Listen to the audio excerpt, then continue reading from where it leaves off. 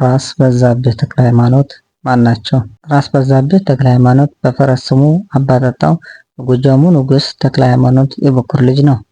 ከሱ በታች ደጃዝማች ስዩም፣ በኋላ ራስ ኃይሉ ተክለ ሃይማኖት፣ ደጃዝማች በለው ተክለ ሃይማኖት እና ወይዘሮ ንግስት ተክለ ሃይማኖት በቅደም ተከተል ተወልደዋል። ጥር 2 ቀን 1893 ዓ.ም ንጉስ ተክለ ሃይማኖት ሲሞቱ ግዛቱን ሁሉ ለበኩር ልጁ በዛብህ ቢያወርስም የሟች ንጉስ ሚስት ወይዘሮ ላቀች እና ደጃዝማች ስዩም የበዛብህን ስልጣን ወራሽነት ላለመቀበል አቅማሙ።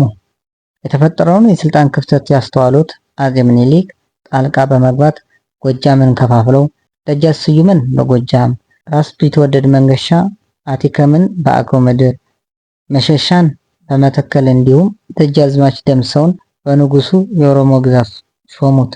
በጎጃም እና በመላው ኢትዮጵያ ስመጥርና ተወዳጅ የነበረው ደጃዝማች ስዩም በኋላ ላይ ዳግማዊ አጼ ምኒልክን በመክዳት ወንጀል ተከሶ መንዝ ውስጥ በሚገኘውና ታዋቂ በሆነው አፍቀራ በተባለ ቦታ በግዞት እንዲኖር ተደርጓል። የራስ ስዩም ወህኒን መውረድ ተከትሎ በዛብህ ጎጃምን ከመሾም አልፎ ከአጼ ምኒልክ ጋር በጋብቻ ተዛመደ። አጼ ምኒልክ በእቴጌ ጣይቱ ወትዋችነት ለወሎ ንጉስ ሚካኤል ከዳሯት ሸዋረግ የምትወለደው ልዕልት ዘነበ ለበዛብህ በሚስትነት ስትሰጥ በደብረ ማርቆስ የተደረገው የሰርግ ድግስ ጎጃምን አጀብ ያሰኘ ነበር። ከዚህ በኋላ በዛብህ በራስ ቢትወደድ መንገሻ አቲከምን ላይ ማሴሩ አጼ ምኒልክን በማስቆጣቱ እሱም የወንድሙን ዕጣ ደርሶት ወደ አፍቀራ ወህኒ እንዲወረወር ተፈረደበት።